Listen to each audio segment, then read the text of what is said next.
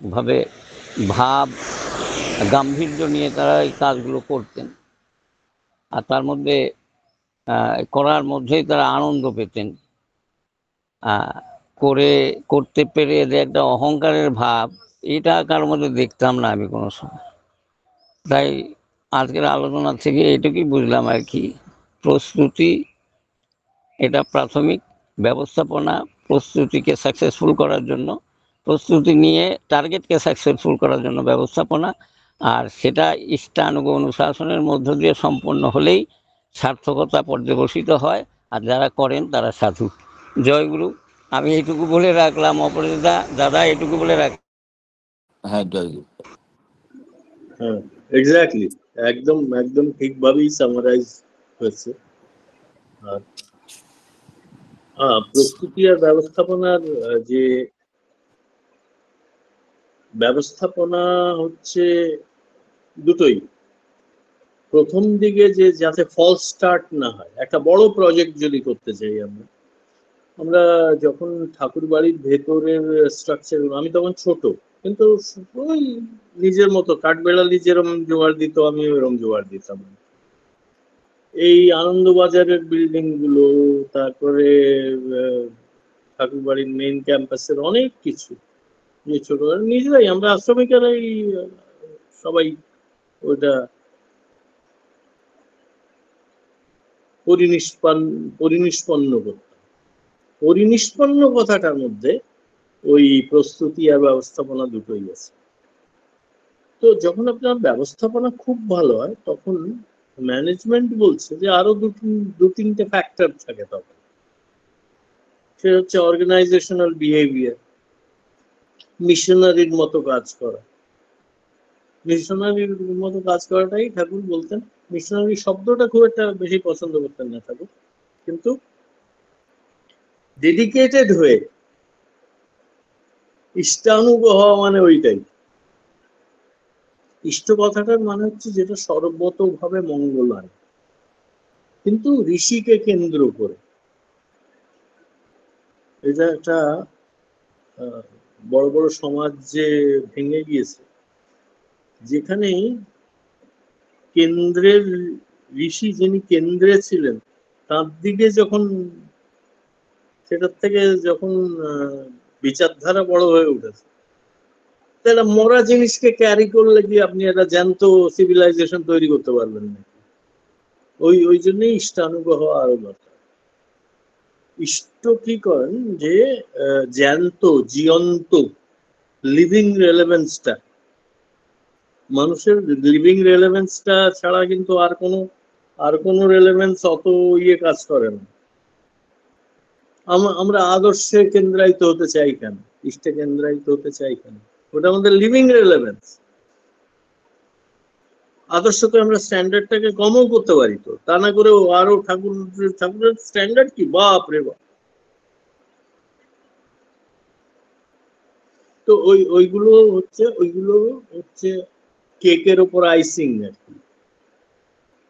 ভালো ঠাকুরের প্রিন্সিপাল করলে সে করে চললে। আমি তো আলাদা ম্যানেজমেন্ট ডিগ্রি নিয়ে নেই। ঠাকুরের এক একটা বাড়ি মনে করতাম এক একটা সময়ে এক এক রকম, কত ক্রাইসিস, প্রেজেন্স অফ মাইন্ড দিয়ে কত ক্রাইসিস ঠিক করা যায়। ঠাকুরকে মাথায় নিয়ে চললে মানে ব্যাপারটা হয় কি, দুটো জিনিস ঠিক অ্যাকশন নিতে হয়। দুর্ব্যবহার ওই সময় কারোর সঙ্গে রাগারাগি করতে নেই কোনো ক্রাইসিসের সময়। আর তৃতীয়টা হচ্ছে কোথায় অ্যাকশনটা, ইনঅ্যাকশনটাই অ্যাকশন হবে, কোথায় শান্ত থেকে ঠিক আছে এমন কিছু। ওইটা মানে প্রোক্রাস্টিনেশন না কিন্তু, ওইটা মানে রাইট অ্যাকশন। একটা প্রস্তুতি ব্যবস্থাপনার একটা তো পাবনার ঘটনা। তো একটা অন্য সম্প্রদায়ের মানুষরা আমাদের আশ্রম অ্যাটাক করবে, এরকম এরকম একটা কথা ঠাকুরের কানে একজন খুব, তারা একেবারে ডিটারমিন করবেই। ঠাকুর হিমায়তপুরের চারিদিকে প্রথম দুদিন কিচ্ছু বললেন না, তারপর তৃতীয় দিন যেদিন ওদের আসার কথা তার ঠিক 2-1 দিন আগে মাইকপুরের চারদিকে বড় বড় ল্যাম্পপোস্ট লাগিয়ে তাদের বড় বড় ওই সময় তো 100 ওয়াট 200 ওয়াটই খুব বড় লাইট হতো, ওই জ্বালিয়ে দিলেন সারি করে। এখন আক্রমণকারীরা হঠাৎ এসে দেখলো, আরে এটা তো আগে ছিল না, এই বড় বড় আলো, তার মানে এদিকে পুলিশ টুলিশ কোথাও লুকিয়ে নেই তো। এই যে ভেতরে দ্বিধা সৃষ্টি হলো ওদের। তো ঠাকুর প্রস্তুতি আর ব্যবস্থাপনা, ইষ্টানুগ হওয়া আর প্রত্যুৎপন্ন বুদ্ধি রাখা, প্রেজেন্স অফ মাইন্ড রাখা। সাধারণ জ্ঞান আর প্রেজেন্স অফ মাইন্ডের উপর ঠাকুর খুব জোর দিতেন। ওই জন্যই আমি ওইটা বললাম যে প্রেজেন্স অফ মাইন্ড আর এক্সপার্টিস কিন্তু আলাদা আলাদা না। Presence of mind, general knowledge, expertise, এই তিনটে একই হোল, একই সমগ্র। হ্যাঁ অপরেশ দা, খুব ভালো, থ্যাংক ইউ প্রদীপ দা। জয় গুরু দাদা। জয় গুরু। আমার শ্রদ্ধেয় প্রদীপ দাদার সর্বাঙ্গীন সুন্দর মঙ্গলময় জীবন প্রার্থনা করি। আমি ডেকে নেবো আমার শ্রদ্ধেয় সভাপতি ঋত্বিক শুদ্ধ দীপক রায় দাদা। জয় গুরু।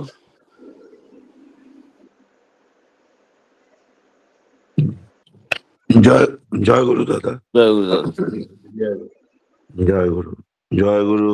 শ্রদ্ধেয় শাশ্বত দাদা, আমার প্রণাম নেবেন। আবার খুব ভালো লাগছে আপনার এটা আজকে খুলতে আমার দেরি হয়েছে। আপনার নামটা ওনার এটা নেওয়ার সাথে সাথে আমি প্রস্তুতি নিলাম মেন্টালি, আজকে শুনবো। মানে এটা কি হলো, একদম স্পন্টানিয়াসলি আমার ভেতরে অ্যাকশন নিচ্ছে। ওনার কথাগুলো শুনবো। খুব মানে হচ্ছে, শরীর কেমন যেন লাগছে, তারপরে মনে হচ্ছে না, জোর করে এটা শুনতে হবে। আমি প্রস্তুতি নিলাম। আর আমার একটা নোট করার স্বভাব আছে ছোট করে আগে। আপনার এইটা জানি না, প্রস্তুতি কোথাও জায়গায় বজ্র আটুনি ফসকাগেরও হয়। আমার বেশ কিছু জায়গায় এরকম খুব ঢিলেমি আছে দাদা। আর আমার মনে হয়েছে আপনার আলোচনাটা আরো অনেক আগে শুনলে আমি খুব লাভবান হতাম। বেশ কিছুবার হয়েছে আমার এরকম। এটা সব ভালো মানুষের এরকম মনে হয়। আগে আগে তা জানি না, আমার কিছু জায়গায় এরকম হয়েছে। লকডাউনে আমি কিছু কাজ করেছি স্কুলে, যেগুলো ঢিলেমি দিয়েছি। এমন একজনকে কাজ ছেড়ে দিয়েছিলাম হিসেব সংক্রান্ত। সে ছিল মদ্যপ, মানে ড্রাগ অ্যাডিক্টেড, আমার কলিগ। কিছু গন্ডগোল পাকিয়ে দিয়েছে, এবং সেটা পাকিয়েছে আমার এই কাজের ক্ষেত্রে পাকিয়েছে।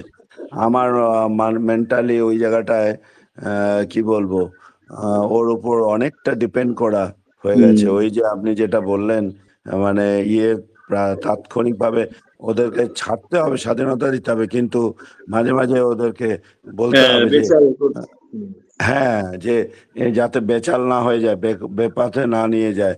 আর সেটা ঘটেছিল। তখন আমার ওটা রিকভারি করা খুব চাপ হয়ে গেছিল।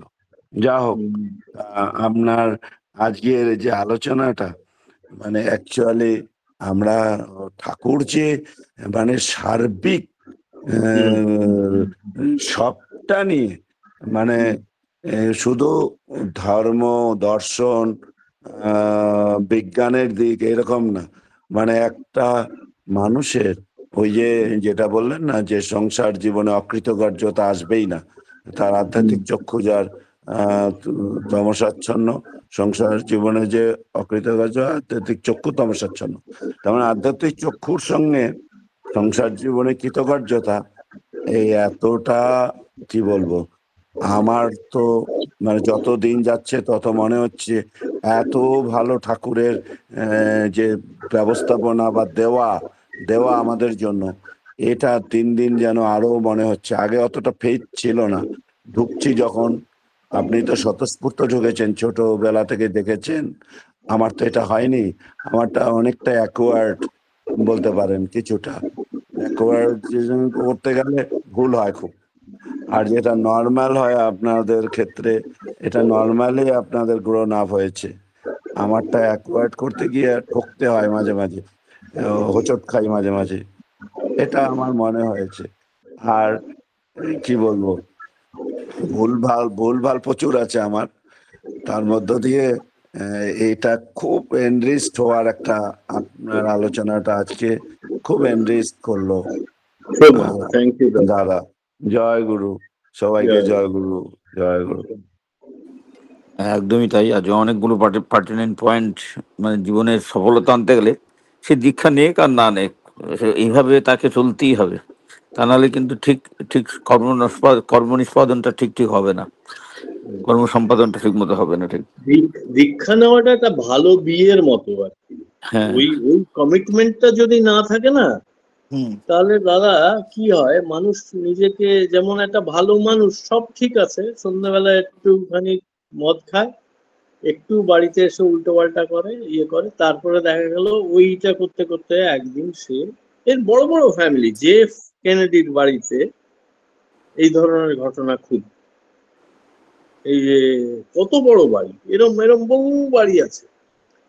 নিজেকে হনুমানের মতো করে রাখাটা, একটা ভক্ত হনুমান, ওইটা একটা বুদ্ধির পরিচয়। যে যে বড় হতে চায়, সে যদি নিজের চাইতে বড় কাউকে জীবনে আবিষ্কার না করতে পারে, তাকে ফলো না করতে পারে, তার বুদ্ধি তো একটা জায়গায় গিয়ে হয়তো তার ইন্টেলেকচুয়াল দিয়ে পার্টটা ঠিক আছে, কিন্তু ইমোশনাল কম্পোনেন্টটা ঠিক মতো জাগেনি। ইমোশনাল কম্পোনেন্টটার মধ্যে সবসময়ই আমি একজনকে, আমার প্রিয় একজন, তাকে ফুলফিল করার জন্য আমি সব, এই যে একটা কেন্দ্রিত ভাব,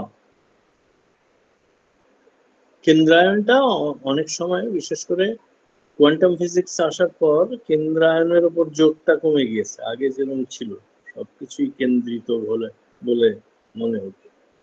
হ্যাঁ, কেন্দ্রিত মিসইউজও হয়েছে, কিন্তু আসল যে ইষ্ট ভাবটা, সেটাকে আমরা মানুষ যে সমাজ তৈরি করেছে, আমাদের তো পিঁপড়ের সমাজ না, আমাদের তো হরিণের সমাজ না, মানুষের সমাজ। মানুষের নানা রকম বৃত্তি প্রবৃত্তি দিয়ে মনটা গড়া, নানা রকম মুখোশ পরে থাকতে পারে মানুষ। আর সৎ মানুষ যে সবসময় কার্যকরী হবে তাও না। আমরা তো সাধারণত কি, একটা মানুষ কত ভালো তার কনসিকুয়েন্স, তার কাজের কনসিকুয়েন্স দেখে বুঝি, কিন্তু এমন মানুষও তো হতে পারে যে অতটা সমাজ জীবনে কার্যকরী হয়নি, কিন্তু ব্যক্তিগত জীবনে ভীষণ শান্ত আর সাধু। তাদের নিয়েও চলতে হবে, তারাও আমাদের আদর্শ, তারাও আমাদের দৃষ্টান্ত। এই সবটা নিয়ে, ওই যে দীপক দা একটা কথা বললেন, যে এইটা আমি যে প্রায় প্রত্যেক দিন নিয়ে করি, যে মন্দিরের ধর্ম, বিগ্রহ কেমন হবে, পুজো কেমন হবে, আর আমাকে কত, আমার অর্গানে আমি যদি আচার্য হই, আমাকে কত দান করলে আমার প্রতিষ্ঠানকে কত দান, এই নিয়ে ধর্ম ছিল আগে। সেই ধর্মে যদি ইয়েও থাকতো, পুরোহিত থাকতো, তারাও ওই বাদের মধ্যে পড়ে গিয়েছিল। জ্যান্ত ইষ্ট থাকলে একটা যেই অ্যাডভান্টেজটা পাওয়া যায়, তাকে ফলো করলে, তাকে ভালোবাসলে, মিরাকল তো। একটা মানুষকে কোটি কোটি মানুষ ভালোবাসছে, এটা তো মিরাকল না? এইটাই সত্যিকারের মিরাকল। আর সব মিরাকল হচ্ছে বাবাজি মিরাকল।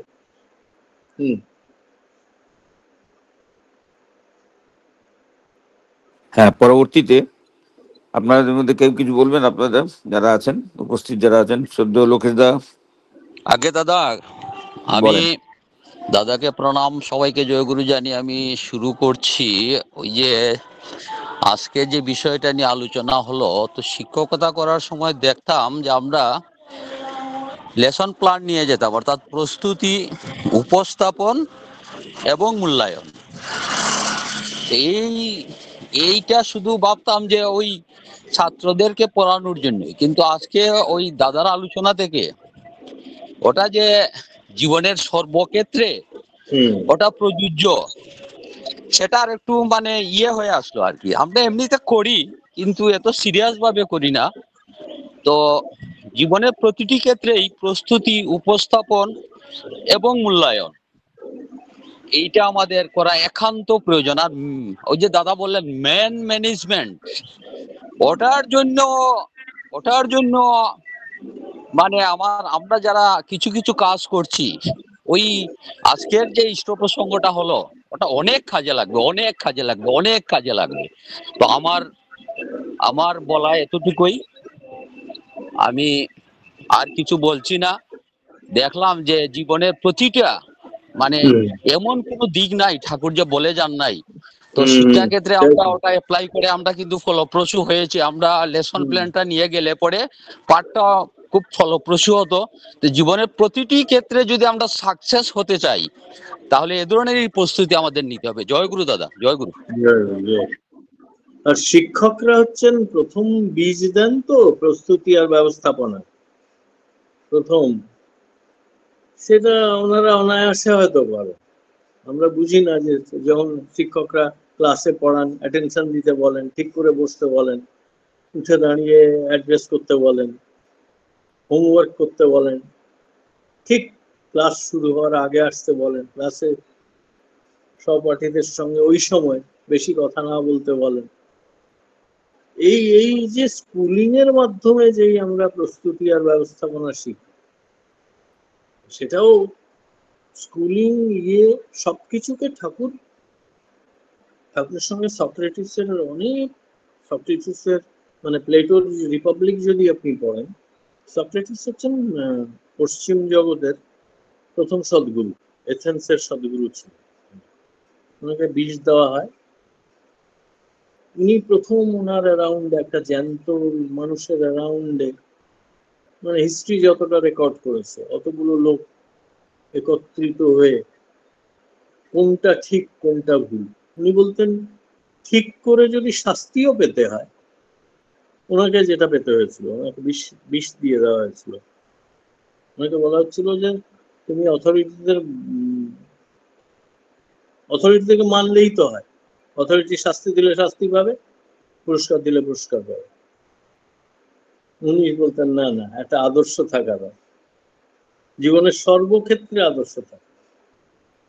আর ভালো করে যদি শাস্তিও পেতে হয়, তাও আমি রাজি আছি। আর জ্ঞানীর কোনো অহংকার থাকা চলে না। আর একাদেশে সমাজ গড়া, সেইটাই আসল সমাজ। সব সক্রেটিস বলতেন। এক ভীষণ প্যারালাল পাওয়া যায় ঠাকুরের ঈশ্বর। এবার ঠাকুর হচ্ছেন প্রথম উদাহরণ যিনি যার রেকর্ডেড সবকিছু, সবকিছু রেকর্ডেড হয়ে আছে, প্রত্যেকটা এরিয়ায় যে বলেছেন, তার আর দুই ভাবেই বলেছেন। পজিটিভ কনসিকুয়েন্স দিয়েও বলেছেন, মানে বিকামিং এর দিকে দুটো সাইড আছে তো, এইটা করলে দেখেন, বিইং আর বিকামিং হচ্ছে ধর্ম। বিইংটা আমরা সবাই বুঝি, জীবনকে আঁকড়ে ধরেছে। বিকামিং এর ব্যাপারে আমরা যদি বিকামিং না করে যদি অনেক কিছু পাওয়া যায়, ওই ঠাকুর ওইখানে নেগেটিভ কনসিকুয়েন্সটাও বলছে। তুমি যদি ফাঁকি দিয়ে পেতে চাও, তাহলেও প্রস্তুতি আর ব্যবস্থাপনা সেরকম থাকবে না তার তোমার। আর যদি পজিটিভলি পেতে চাও, তো আজকের বাণীটা, আজকের বিষয়টা বিকামিং এর দিক দিয়ে দেখতে গেলে এটা বিকামিং এর সার আর কি।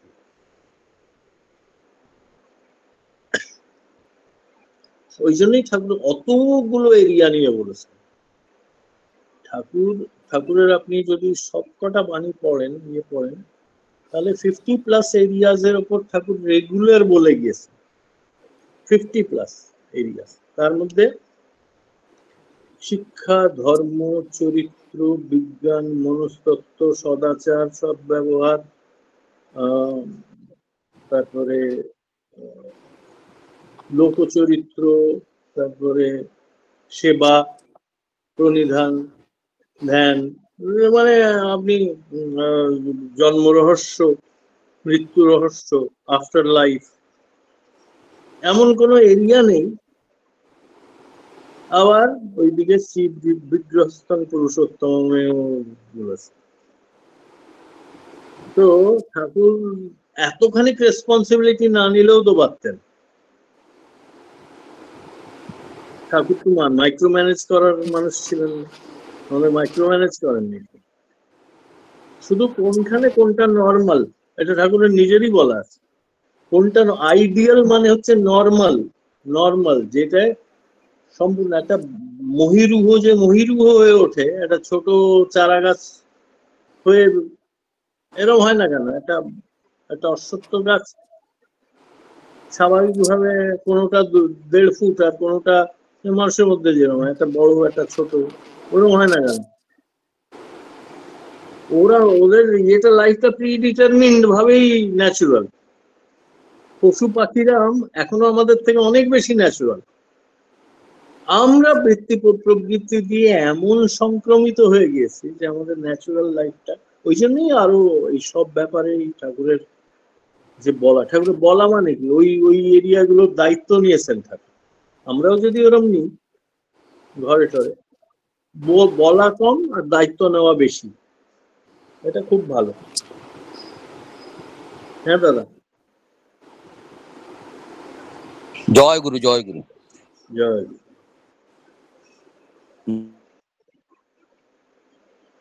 সকালবেলা ঠাকুরের আদর্শ নিয়ে, ঠাকুরকে ধ্যান করে, ঠাকুরকে ভালোবেসে প্রণাম করে, কীর্তন শুনে, সদালোচনা দিয়ে যখন শুরু হয় দিনটা, দিনটা এমনিতেই প্রজ্ঞা স্বতঃস্ফূর্ত ভাবে আসে, এমনিতেই প্রস্তুতি স্বতঃস্ফূর্ত ভাবে আসে, ব্যবস্থা স্বতঃস্ফূর্ত ভাবে আসে, চরিত্রবান হওয়ার ইচ্ছাটা আরো জাগে। আর সবসময় যে পুরস্কার বাইরের থেকেই আসতে হবে তা না, নিজের ভেতরের সন্তুষ্টিটা একটা বিরাট পুরস্কার। আমি তো যতদিন, আমি 1.5 বছর হলো রিটায়ার করেছি, এই 1.5 বছরে যে আমার জীবনে, আগে ছিল লোক ঘিরে থাকতো এই সারাটা জীবন, 10টা লোক একটা ডাকে ছুটে আসতো। এখন তো 24 ঘন্টার জন্য একটা লোক পাচ্ছি না, 1 বছর হয়ে গেল প্রায়। এমনি আছে পার্ট টাইম বেশ কয়েকজন, কিন্তু তৃপ্তি এতটুকু কমেনি, বরং বেড়ে চলেছে। সৎসঙ্গ করতে পারি, নাম ধ্যান করতে পারি, নাম ধ্যানের সময় বেশি পাচ্ছি, তারপরে বই পড়তে পারছি, ঠাকুরের বইও পড়ি। অন্য একটা কিছুকে কেন্দ্র করে অনেক কিছু বিল্ড করা যায়, ওইটাই ইষ্টানুগভাব। আর তিনি যদি জীবন্ত হন, জ্যান্ত হন, তাহলে তো কথাই নেই। একজন জ্যান্ত মানুষকে ভালোবাসতে যেই আনন্দ, সেটা কি একটা বইকে ভালোবাসা? হ্যাঁ, বইকেও ভালোবাসা যায়, একটা আইডিয়াকে ভালোবাসা। মানুষ মানেই তো আইডিয়া, কিন্তু জ্যান্ত আইডিয়াটা বেশি ভালো লাগে, তাই না? কালকে আমার মেয়ের জন্মদিন গিয়েছে, ওই সারাদিন কি লক্ষ্মী মা একটা, ওই ওই ভাবটা, এই যে জ্যান্ত একটাকে ভালোবাসতে যে কি ভালো লাগে। এটা গাছকে ভালোবেসে, এটা পশুকে ভালোবেসে কি ভালো লাগে। তো ইষ্ট তো ইষ্টই। তো এই জন্যই এক্সিস্টেন্সিয়াল যারা, যারা সত্তা কেন্দ্রিক, সত্তা মানে সত্য, আর ইষ্ট হচ্ছেন অখণ্ড সত্যের দিকে। ইষ্ট শুধু আন্তরিক সত্য তা না, পার্সোনাল সত্য তা না, এইটা মনে রাখতে হয়। ইষ্ট মানে হচ্ছেন তিনি অবজেক্টিভলি হোলসাম ট্রুথ। তিনি একটা সোশ্যাল কনস্ট্রাক্ট না, যে ভারতের সবাই। ইষ্ট হচ্ছে অবজেক্টিভলি কি যেন বললেন? Objective absolute. ও অ্যাবসলিউট। হ্যাঁ, ওইটাকে অবজারভার হিসাবে ছোট বড় করা যায় না। ইন্টারনাল ট্রুথটাকে আপনি ছোট বড় করতে পারেন, যদি খুব ইয়ে হয়, যেমন বাড়িতে হয়, যাকে খুব ভালোবাসি তার একটা কথা পছন্দ হয়নি, 5 দিন কথা বললাম, মনে মনে নানা রকম ক্রিটিসিজম, সেইরকম ট্রুথ না। আর ইষ্টকে সোশ্যাল কনস্ট্রাক্ট মনে করতে নেই। ইষ্টকে মনে হতে পারে, যেটা ক্রিটিকরা বলে যে ইস্টার্ন যে রিলিজিয়ন গুলো আছে, বিশেষ করে ভারতীয় রিলিজিয়ন, এত বেশি ইয়ে অলংকার আর তোষামোদ আর ইয়ে দেয়, মানে বিশেষণ দেয় একটা মানুষের ওপর, যে সে যে একটা মানুষ, একটা মানুষই তো সদ্গুরু, সে তাকে একটা কিম্ভূত কিমাকার একটা অদ্ভুত জিনিস বানিয়ে ফেলে। এই ক্রিটিসিজমটা কিছুটা সত্যি। তাহলে তো যেই জিনিসটা যদি খুব বেশি অলঙ্কৃত হয়, কিম্ভূত কিমাকার হয়, সেটা তো অখণ্ড সত্য হতে পারে না।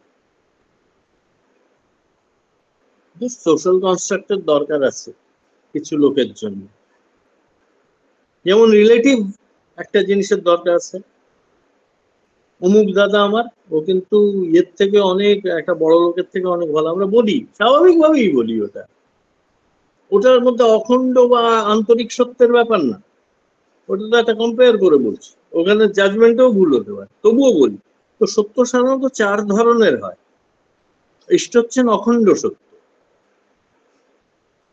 চারটে হয়: অখণ্ড, আন্তরিক, প্রসঙ্গ অনুপাতিক বা রিলেটিভ, আর সোশ্যাল কনস্ট্রাক্ট। সোশ্যাল কনস্ট্রাক্টটা বেসিক্যালি একটা ক্রিকেট খেলার মতন আর কি।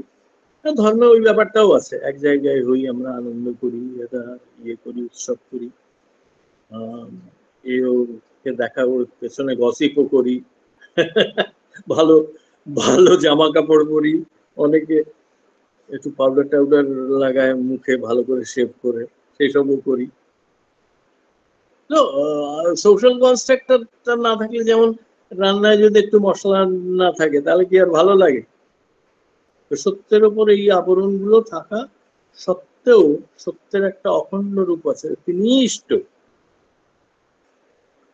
এই রূপটা ফিজিক্যালিটি ভাবতে নেই, এই রূপটা হচ্ছে ফর্ম, সোল ফর্ম আর কি, সোল ফর্ম। আমি, আমার কথাগুলো হয়তো আপনাদের একটু দর্শন শাস্ত্রের মতো, মেটাফিজিক্সের মতো মনে হচ্ছে, আমি প্র্যাকটিক্যাল করেই বলছি যে এটা দরকার আমাদের জীবনে। যদি অখণ্ড ইষ্ট না থাকেন একজন, তাহলে ততখানি ফায়দা এক আধজন পেতে পারে, এক আধজন পেতে পারে। আমাদের সায়েন্টিস্টদের মধ্যে এক্সেন্ট্রিক প্রচুর পাওয়া যায়, কিন্তু যখন যেই কাজটা করেন, আমাদের যারা দুজন বড় ভগবান আছেন সায়েন্টিস্টদের মধ্যে, আইনস্টাইন আর নিউটন, দুজনই সম্বন্ধের জীবনে খুব একটা সফল হননি, কিন্তু তার জন্য তারা কম পুজো পান না, কম ইয়ে, এখনো তারা কোটি কোটি মানুষের প্রেরণ। কিন্তু ঠাকুর ওই দিকটাও বলছেন না, ওইটাও সামলানো যায়। এইটাই হচ্ছে ঠাকুরের একটা একটা বিরাট বিরাট মহিমা, একটা, যে সব দিকটা ইয়ে করেও বৈশিষ্ট্যে অটুট থাকা। চারটিখানি কথা নেই। এইভাবে বুঝলে ঠাকুরকে সহজভাবে বোঝা হয়। এবং ঠাকুরকে যারা পরে ধরেছেন জীবনে, তাদেরও স্পন্টেনিটির কিন্তু ইয়ে নেই, কারণ জীবন কখনো নন নন কন্টিনিউয়াস হয় না, নন স্পন্টেনিয়াস জীবনে ইয়ে হয় না, খণ্ডন হয় না, ওইটাই তো সত্তা। এক্সিস্টেন্সের ইন্টারাপশন হয় না তো, ফিজিক্যাল ফর্মটা পাল্টায় জন্ম মৃত্যুর মাধ্যমে, এক্সিস্টেন্সের তো সেই রকম হয় না। এটা পুরো বিশ্বের যেসব এক্সিস্টেন্স, যেমন জ্বলন্ত তারকা, যেটা মানুষের মতো দেখতে না, সেটারও তো সিস্টেম আছে তো এক্সিস্টেন্সের, এক্সিস্টেন্সের ইন্টারাপশন নেই। তো বিকামিং এর দিক থেকে মাঝে মাঝে বুড়ি ছুঁতে হয়, অখণ্ডের দিকে যেতে হয়, তা নাহলে বিকামিংটা রাক্ষসে হয়ে যেতে পারে। রাবণের বিকামিং কম ছিল না, কংসের বিকামিং, দুর্যোধনের বিকামিং কম ছিল না। এখনো আমরা যে বিকামিং দেখতে পাই, যেসব দেশ খুব যুদ্ধ করে মাতব্বরি করছে, ওদের বিকামিং তো কম না। কিন্তু ওই সত্তার সঙ্গে যদি অখণ্ড ইষ্টের সঙ্গে ওদের কোন ন্যাশনাল অখণ্ড ইষ্ট নেই, এইটা মডার্ন সিস্টেমে একটা বড় প্রবলেম হয়ে দাঁড়িয়েছে। যে চন্দ্রগুপ্তের এখন আর, চন্দ্রগুপ্ত উন্মুক্ত ভাবে বুক চওড়া করে বলতে পারে না আমার জীবনে চাণক্য আছেন, এটা একটা মডার্ন সোসাইটিতেই উইকনেস ভাবে মানুষ। কোন স্টেটের হেড সে তার ইষ্টের কথা বলে না, দেখবেন, কারণ প্রচুর কারেজ লাগে। তো ইতিহাসে শেষ যেই মানুষটি নিজের ইষ্টের কথা উন্মুক্ত ভাবে বলে গিয়েছেন সেটা হচ্ছে শিবাজি। শিবাজি কিরকম ভাবে মারাঠা ইয়েটাকে, জাতটাকে উন্নত করেছেন সেটা তো আলাদা করে বলতে হবে না। আর বাকি সব এই নিরাকার, এই ওই বাহ্য ধর্ম, বাহ্য ধর্মের নামে অত্যাচার, কুসংস্কার, এগুলোই বেশি চালিয়েছেন।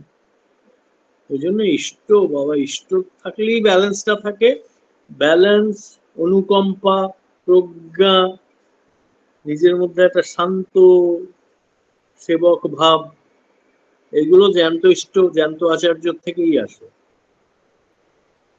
বাকি সব কোন দিক থেকে যে বিকৃতি আনতে পারে। তো সবাই বুঝতে পারছেন আশা করি যে আমি প্রস্তুতি আর ব্যবস্থাপনার প্রসঙ্গে এইগুলো কেন আনছি। কারণ কারণ প্রস্তুতি আর ব্যবস্থাপনার কেন্দ্রে হচ্ছেন আমাদের সচ্চিদানন্দ ইষ্ট, তাই তো? নাকি অপরেশ দা বেশি বললাম? ডোজ বেশি হলো না একটু? অসাধারণ ঠিকই দাদা, আছে, ঠিক দাদা আছে। অসাধারণ। আপনার আলোচনাটা একটা শব্দ দিয়ে আমি বলতে পারি, আমাদের চেতনার উন্মেষ। একটা কথা শুনতাম, কিছু কিছু যাতায় আঘাত করছে চেতনায়, আর ওটা আমার উন্মোচিত হচ্ছে। অসাধারণ। আচ্ছা, রঞ্জিত নন্দী দাদা হ্যান্ড রেস করেছেন, শ্রদ্ধেয় রঞ্জিত নন্দী দাদা। রঞ্জিত দা জয়গুরু। জয় গুরু, জয় গুরু। শ্রদ্ধেয় দাদাকে আমার সশ্রদ্ধ কোটি কোটি প্রণাম, আর উপস্থিত সবাইকে আমার হৃদয়োৎসাহিত আনন্দিত জয় গুরু। অপূর্ব আজকের আলোচ্য বিষয়, অপূর্ব তার বিশ্লেষণ, ব্যাখ্যা, মন্ত্রমুগ্ধের মতো শুনছিলাম। আপনি আজকের বিষয়টা যেটা আমাদের জীবনের আদি ভূমিতে আপনি স্পর্শ করবেন, জীবনের জন্মানোর পর থেকে এবং জন্মানোর আগে অবধি এই যে ব্যবস্থা, সেটাকে আপনি সম্পূর্ণরূপে ব্যাখ্যা করবেন আপনার এই প্রস্তুতি এবং ব্যবস্থাপনা যে কথাটা।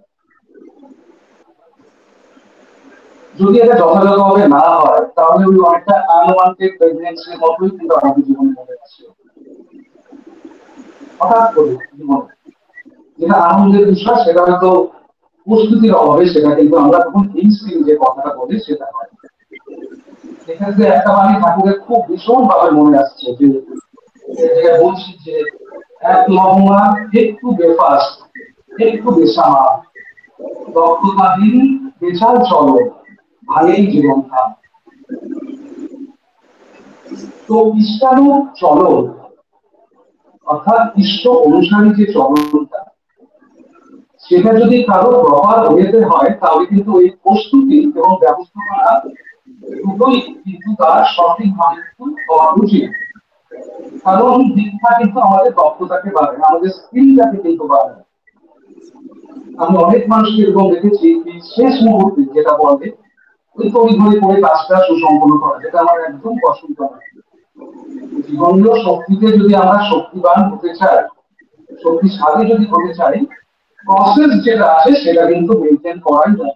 একটা ছেলে হয়তো 7 বছর পড়াশোনা করে না, শেষ মুহূর্তে যে খুব মুখস্থবিদ্যা হোক যেই হোক করে রেজাল্ট ভালো করবে, আমার কিন্তু সন্দেহ জাগে সেই ছেলেটা পরবর্তী জীবনে কতটা সফল হবে।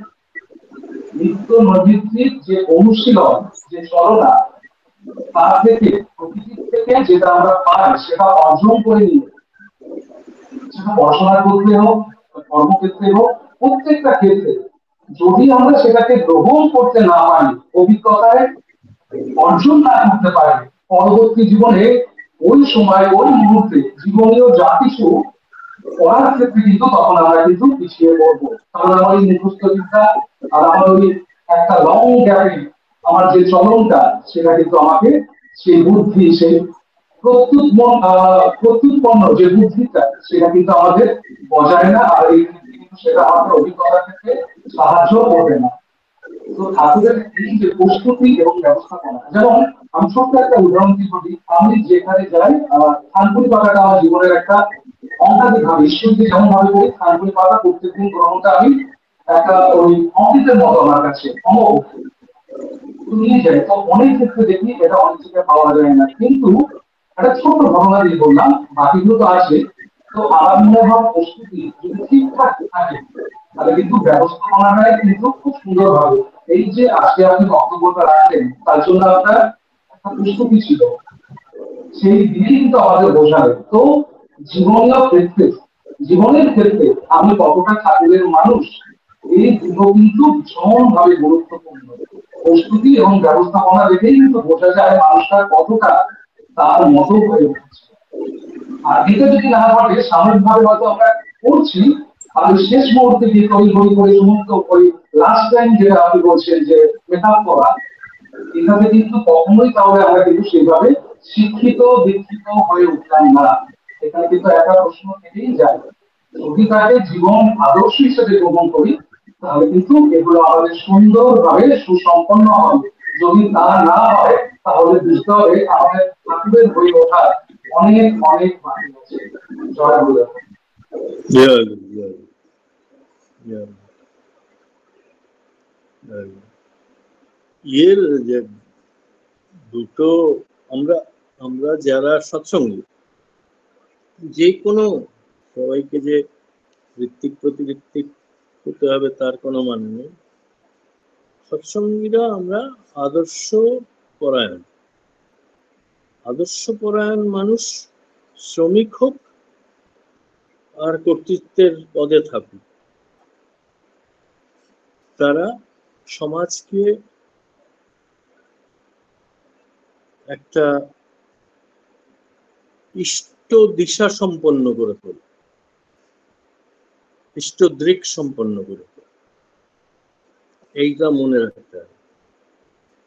আর তার জন্য যেই যেই জিনিসগুলো, নাম ধ্যান করা, ইষ্টপ্রতি সস্তানি করা, মনে মনে নিজের সঙ্গে কথা না বলে ইষ্টের বাণী আওড়ানো, ইষ্টের গুণ আওড়ানো, আর অনুসন্ধিৎসা আর আলোচনা। অনুসন্ধিৎসা আর আলোচনা ছাড়া আপনি মেথডোলজি ঠিক করতে পারবেন না, অ্যাপ্রোচ ঠিক করতে পারবেন না, পারবেনই না। ও একা একা ঠিক করা যায় না। ওই জন্যই আমি ইয়ের উপর এত জোর দিই যে অনুসন্ধিৎসা বাড়ানোর উপর, আলোচনা করার উপর, ডিবেট। ডিবেট যেটা, সেটার যে ডিবেট বলে, যেটা যেটা পলিটিক্যাল ইয়েরা করে, তার মূলে এই ভাবটাই আছে, আলোচনার ভাব, সন্ধিৎসার ভাব জানা। কারণ সবকিছু ঠিক থেকেও মানুষের হয়তো, এই যে নেপালে কি ঘটনাটা ঘটে, কয়েকদিন আগে পর্যন্ত বোঝা যায়নি, ওই মাইক্রো ম্যানেজ করতে গিয়েছে। অত্যন্ত চাপ সৃষ্টি যদি কর্তৃপক্ষ করে ফেলে, হ্যাঁ, এখন সারা পৃথিবীতে আবার একটা অদ্ভুত রেস্টলেসনেস এর মতন আসছে ধীরে ধীরে, অনেকগুলো নেশন জড়িয়ে পড়েছে। তো কর্তৃত্বের পদে থাকলেই যে সে একটা বিরাট কিছু পেয়েছে, সে যদি রাত্রে যদি অশান্ত থাকে। এই আমেরিকায় একটা লোকটা খারাপ ছিল না, কিন্তু খালি নিন্দাসূচক কথা বলতো অন্যদের সম্বন্ধে। কালকে না পরশু দিন সে তাকে অ্যাসাসিন করেছে। যে অ্যাসাসিন করেছে সে খুব একটা ভালো কাজ করেনি, ওইরকম নারকীয় অপরাধ সমাজ যদি ক্ষমা না করে কিছুই বলার নেই।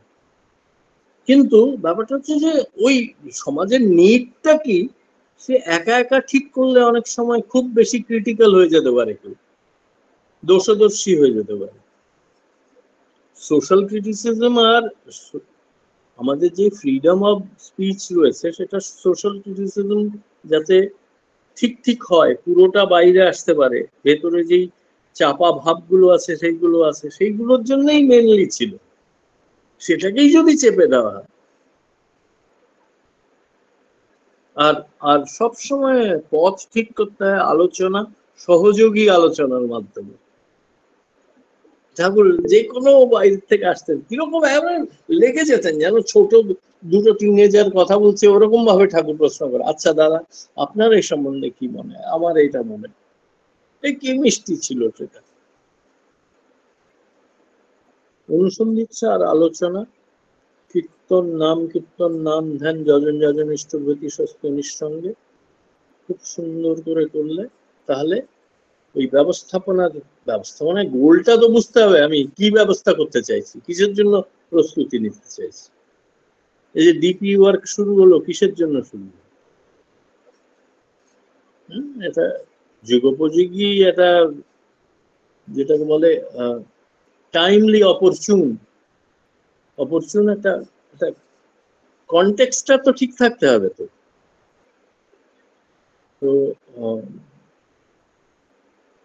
প্রস্তুতি আর ইয়ের সঙ্গে বাড়িতে যেটা হয়, বেশিরভাগ বাড়িতে একটা কমন ভুল হয়, আমিও নিজে করেছি, সেটা হচ্ছে যে আমি যদি বাড়ির মালিক হই, বিশেষ করে ব্রেড আর্নার হই, আমি ঠিক করি যে কিভাবে বাড়িটা চলবে।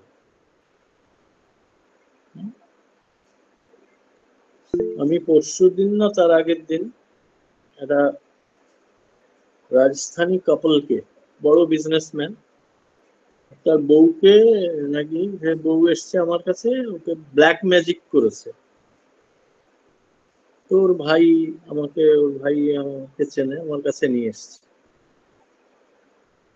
ব্ল্যাক ম্যাজিক করেছে। তো একটু কথা বলেই বুঝতে পারলাম যে ওই ভদ্রলোক অত্যন্ত বেশি অ্যাগ্রেসিভ, তুমি করে কথা বলেন, নিজেকে ভক্ত হিসেবে প্রতিপাদন করার চেষ্টা করে, মাছ মাংসের শ্রাদ্ধ করে উগ্র। আমাকে সেই ওর ভাই আমাকে পরে ক্ষমা চেয়ে চিঠি লিখেছে, ওই এমন ভাবে কথা বলছিল। এখন আপনি যদি আপনার বউকে কথাই না বলতে দেন, তাহলে বউ যে কান্তা ভাবটা, একটা স্বামী স্ত্রীর মধ্যে একটা সিমেট্রিক্যাল একটা ব্যাপার আছে, তো সে যদি কথাই না বলতে পারে, তাহলে তো সে কি কি কি ফিল করছিল, তো তার তো মনেই হবে সে তখন ওই মন গড়া ওই ভূতের জগৎ আর ব্ল্যাক ম্যাজিক ডিরেক্টলি তো বলতে পারছে না, ভাবছে যদি খুন করে দেয় আমাকে। তো এত দূর যায় ব্যাপারটা যদি অসহযোগী অমনোযোগী ব্যবস্থা হয়, প্রস্তুতিহীন, কোনো কিছু প্রস্তুতি নেই, কিন্তু সেই মানুষের অহংকি সেইখানে নেই। আমি বেশি তাকে ক্রিটিসাইজ করতে চাই, সে নিজেও ভুগছে বেচারা। কিন্তু সহজ ভাবে যদি বউকে, আমি বললাম যে আমি ওই রোল প্লে করে দেখালাম ওর ভাইয়ের সঙ্গে কিভাবে কথা বলতে হয়। হ্যাঁ, আমি কি মনে করি, হ্যাঁ আমি ও কথাই বলতে দিচ্ছে, আমি কি মনে করি টুকুও শেষ করতে দিচ্ছে না, কিন্তু কথা ওইভাবে বলতে হয়। যদি আমি বউকে বোঝানোর চেষ্টা, বউ যদি ছটপটও করে, ছটপটে হয়, পটপট করে কথা বলে, তাও একটু সুযোগ দিতে হয় তাকে। আমি কি বলি, তুমি আরো সুন্দর দেখাও যখন তুমি একটু কম কথা বলো। এটা তো ক্রিটিক্যাল ইনপুটটাও দেওয়া হলো, একদিনে না। হ্যাঁ, আমার মনে আছে, তুমি কিন্তু আমাকে কথা দিয়েছিলে, তুমি কিন্তু আমাকে বলেছিলে। অনেক বড় জিনিস ম্যানেজ করা যায়। আমি ব্যক্তিগতভাবে জীবনে, আমি যাকে বিয়ে করেছি তার মাছ মাংস খেতে খুব ভালো লাগে, ওইরকম ভাবে মিষ্টি। আমি অসুস্থ হয়ে পড়তাম, কারণ বাড়িতে রান্না করতে সে বুঝতো, কিন্তু তার যে অতদিনের অভ্যাস চট করে ছাড়া, বিলেতে, এখানে থাকলে হয়তো কম দিনে ছেড়ে যেত, 14 বছর লেগেছিল তার। কিন্তু যদি ধস্তাধস্তি করতাম, বেশি ইয়ে করতাম, তাহলে হয়তো অন্যদিকে চলে যেত ব্যাপার। ব্যবস্থাপনার মেইন ইয়ে হচ্ছে যে সহযোগ, যুক্তিও তাই, যুক্তির মানে কিন্তু আসলে সহযোগিতা, যুক্ত ভাবতে আছে। তো যেমন আমি আমার অপোনেন্ট যে আমাকে শত্রু ভাবছে, তার সঙ্গে আমি যোগযুক্ত না হতে পারলাম, একটা কোথাও একটা যুক্ত হতে হবে, তো কানেক্টেড ফিল করতে, তখন সে সহযোগিতা করবে। সে রাষ্ট্রপ্রধানই হোক সমাজের কর্তৃত্ব হোক, ফুটবল টিমের ক্যাপ্টেন হোক, বাড়ির কর্তা হোক, আর শ্রমিকদের প্রতিনিধি হোক, যদি একবার কানেক্টেড ফিল করে মানুষ, অনেক বেশি তখন সে কোঅপারেট করবে। কোঅপারেট করানোটাই কিন্তু সব থেকে বড় ম্যানেজমেন্ট স্কিল, তাই না?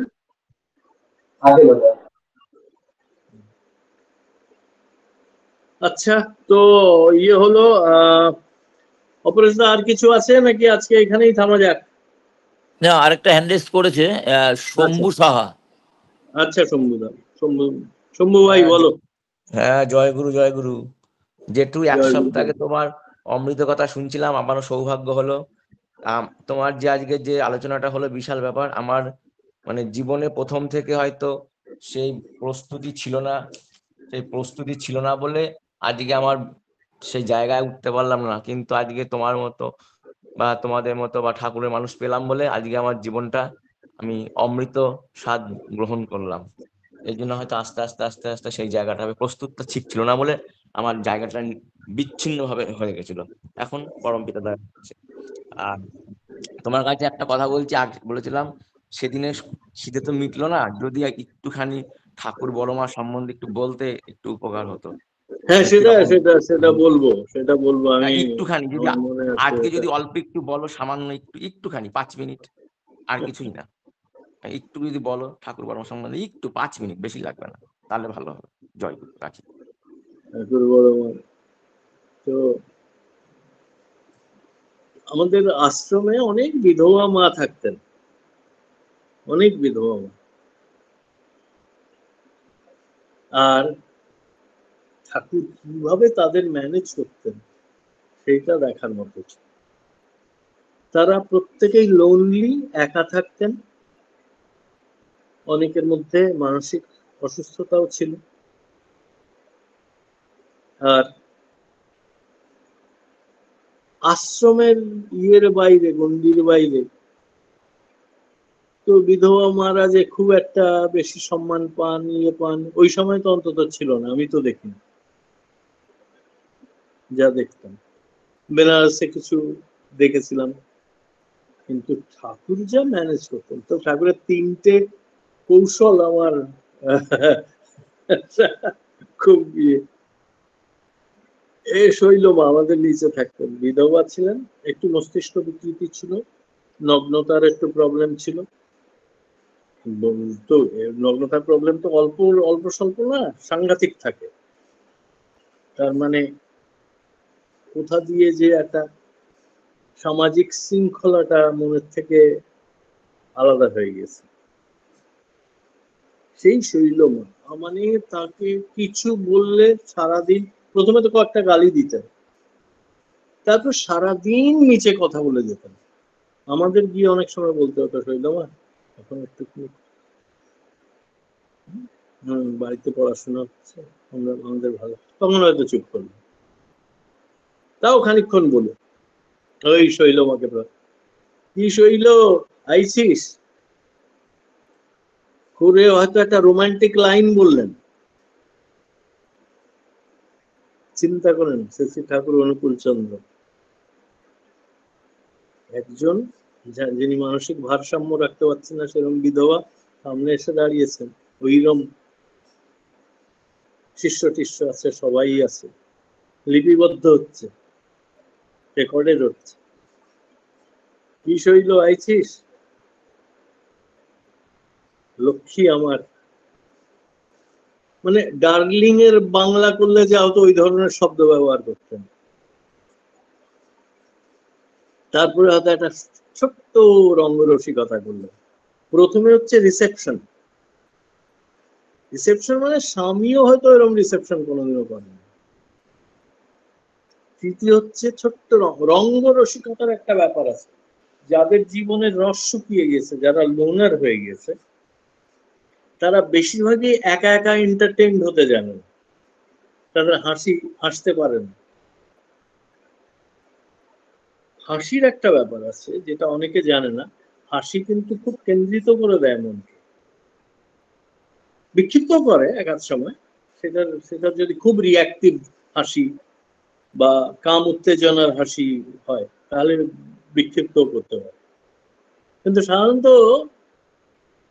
সৌম্য যে সমস্ত রঙ্গরসিকতা যেগুলোতে ব্যালেন্স আছে সেগুলো ওই মানুষটাকে মাইন্ডফুল করে দেয়, যোগযুক্ত করে দেয়।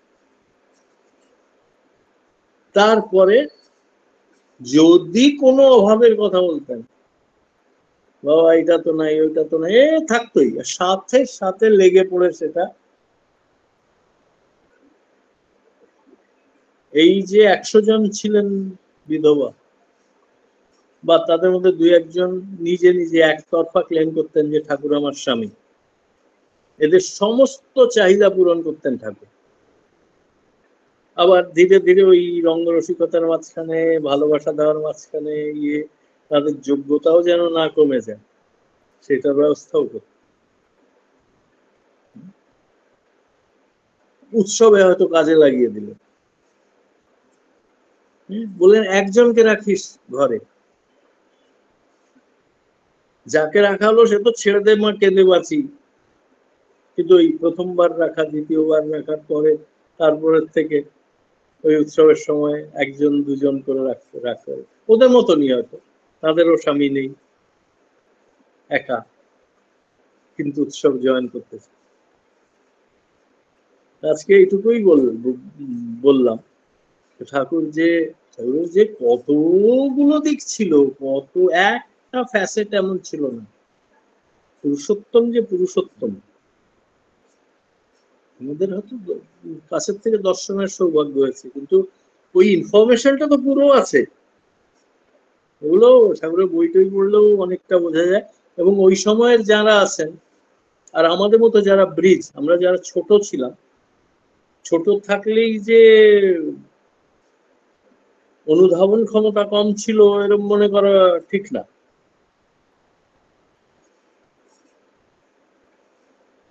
তো হ্যাঁ, কয়েকটা সেশন না অপরাজিত এরকম রাখলে হয়, একটু লীলা কীর্তন করা যায়। আর বড় মা একদম কেমন দেখতে ছিলেন? বড় মা, একদম বড় মারটা ও, বলেন। বড় মা কেমন দেখতে ছিলেন এই তো এখন যদি বলা হয় যে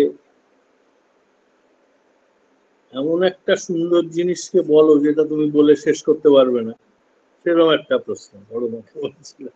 খুব দয়াময়ী ছিলেন, খুব সুন্দর ছিলেন। আমি 2-1বার কথাও বলেছি। আমার মার সঙ্গে লাগতো মাঝে মাঝে, ভীষণ ভালোবাসতেন মাকে, আবার মাঝে মাঝে মাঝে মা বেটিতে যেরকম লাগে ওরম লাগতো। আমার মার সঙ্গে খুব খুব ভালো সম্বন্ধ ছিল। আর আমার বাবাকে খুব স্নেহ করতেন বড় মা, খুব খুব স্নেহ দুটো করতেন। বাবা আছে রান্না খুব পছন্দ করতেন, চেয়ে খেতেন। নিজে তো ঠাকুরের জন্য রান্না করতেনই, আর বাবাকে বলতেন আমাকে এটা এটা রান্না করে খাওয়াও। দুটো খুব হ্যান্ডরেজ খুব আছে। হ্যাঁ, আর খেমু সুন্দর দাস দাদা হ্যান্ডরেজ করেছিলেন, সদ্য খেমুদা। জয় গুরু, জয় গুরু। হ্যাঁ বলুন। দাদাকে তারপরে খুব তারপরে শঙ্করদা। দাদাকে প্রণাম দিই। খুব খুব খুব আজকের আলোচনা এটা খুব দরকার ছিল এবং প্রয়োজনীয়। উনি সবটাই বলে দিয়েছেন। একটা এক্সাম্পল আমার মনে পড়ছিল, সেই জন্য অনেকক্ষণ ধরে ভাবছিলাম। তা যাই হোক, তা যখন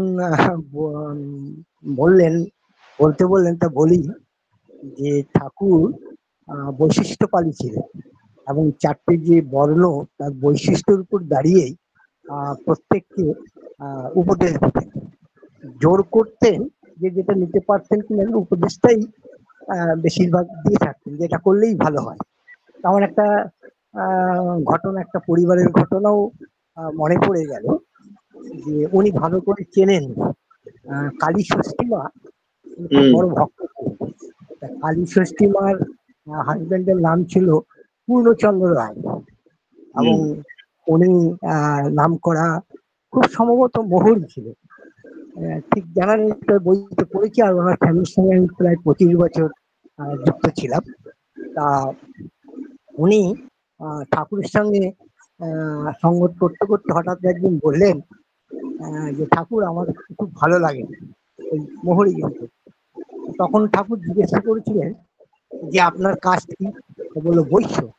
তা আমি কই ব্যবসা করাই ভালো। তখন তাকে চেপে ধরলেন যে তাহলে আমি কি ব্যবসা করব? তা বললো হোসেরির ব্যবসা কর। তা তখন থেকেই পাবনাতে হোসেরি ব্যবসা শুরু করেছিলেন এবং ঠাকুর সেখানে অবস্থান থেকে স্টার্ট হয়েছিল। এবং পরবর্তীকালে কালী ষষ্ঠী মতো বিশাল ভক্ত ছিলেন।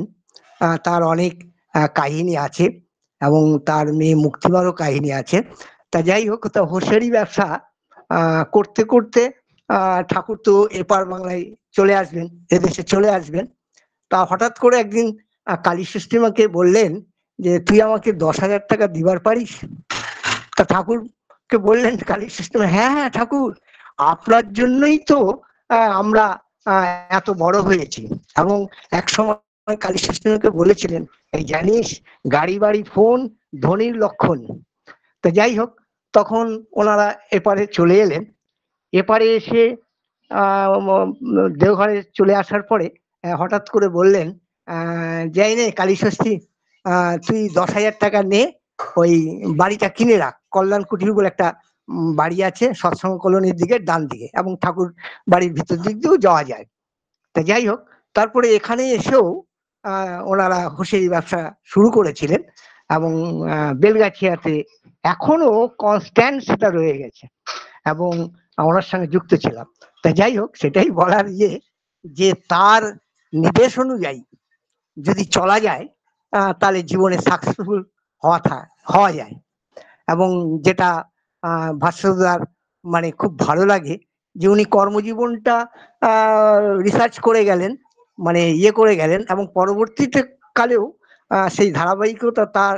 এটাও একটা কিন্তু মানে গবেষণাগার, যে প্রত্যেককে আমাদেরকে যে উদ্বুদ্ধ করছেন, এটা একটা পালনীয়। আর বলি আমাদের নন্দিদাকে, ইনিও দেখেন কোনো এক সময় কোনো কাজে হয়তো যুক্ত ছিল এবং অন্য ইয়েতে হয়তো উনি মাথা নত করেছিলেন। পরবর্তীকালে যে সৃষ্টিকর্তার ডিরেক্ট যে উনি মানে যুক্ত হয়েছেন, এবং এটাও একটা ভাববার বিষয় যে তিনি এমন বিষয় নিয়ে চালিয়ে যাচ্ছেন কনস্ট্যান্ট, যেন ওনার কাছে যেন নতুনত্ব যেন মনে হচ্ছে আরো আরো যেন এগিয়ে যায়। এটাই তো সাধনা। যাই হোক, আর কিছু বলুন, একটা ঘটনা মনে পড়ছিল। জয় গুরু, ভালো থাকবেন, প্রণাম নেবেন আমার।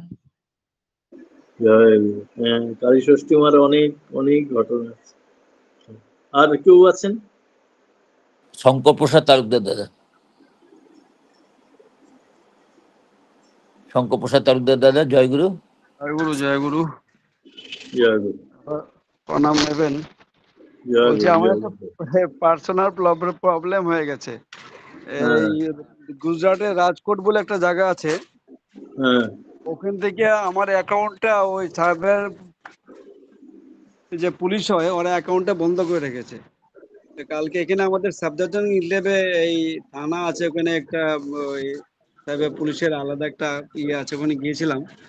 ওখান থেকে ওরা ওই যে যে ঘটনাটা হয়েছে ওটাকে ফটো করে পাঠিয়েছে।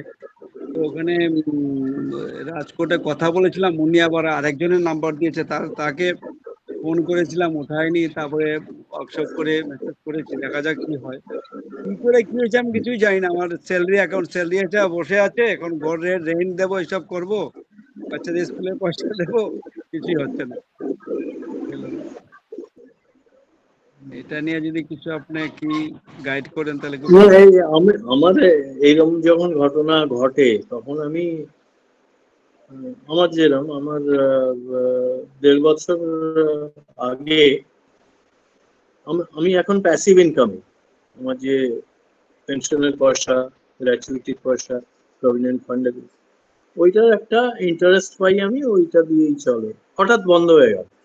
আমি ইন্ডিয়ায় বিদেশি নাগরিক হিসেবে থাকি। আমি যে ডকুমেন্ট গুলো দিয়েছি ওগুলো ওনাদের পছন্দ হয়।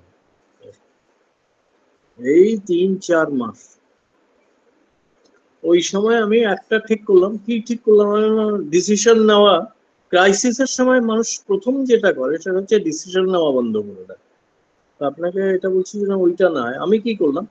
আমি ঠিক করলাম যেমন করেই হোক আমার যে 4 জন কাজ করে বাড়িতে, এই 4 জনের পয়সা আমি ঠিক সময় মতো দিয়ে যাবো। তো আমি আপনাকে ওইটা বলছি, অল্টারনেট কি আছে দেখে যে দায়িত্বপূর্ণ ইয়েগুলো সেইগুলো কিভাবে করা যায়। মন ছোট করবেন না। এক এক ভাই আমার কাছে ইষ্ট আলোচনা কিরম ভাবে করতে হয় বহুদিন ধরে কোচিং নিচ্ছিলেন। উনি হঠাৎ আমার কাছে বেশ কিছু টাকা চান, আমার জন্য বেশ কিছু, সেই সময় আমি দিতে পারিনি। তারপর উনি আমার সঙ্গে কথা বলা বন্ধ করে।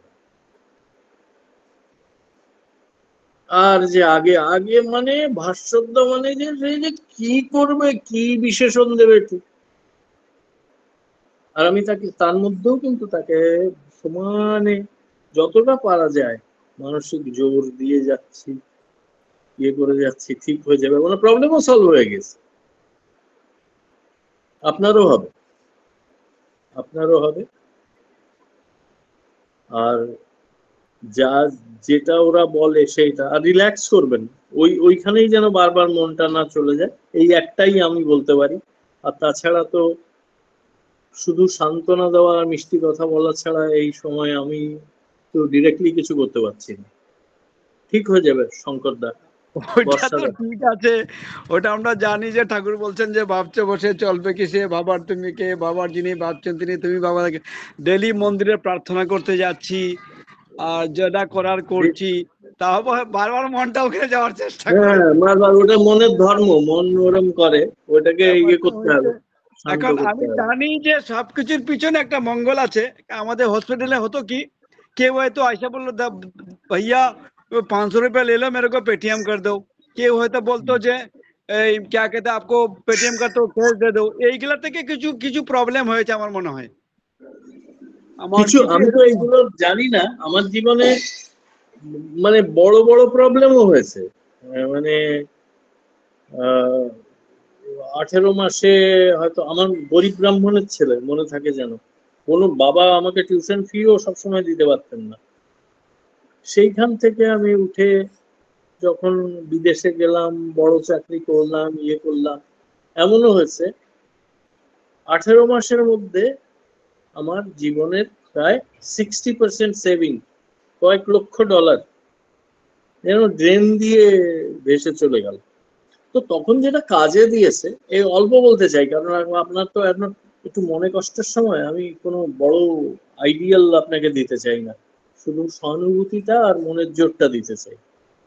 সেটা হচ্ছে যে ওই সময় আমি ওইটাই একটা চেষ্টা করেছি যে ওইটায় যাতে মন না যায়। তো যখন ধরেন ওইটা মনে হতো এত ক্ষতি হয়ে গেল, তো তখনই মনকে বলতাম, আমি আমার একটা সংস্কার উপেক্ষা করার একটা ইয়ে রয়েছে, ফর্মুলা রয়েছে, যেটা আমি প্র্যাকটিস করি।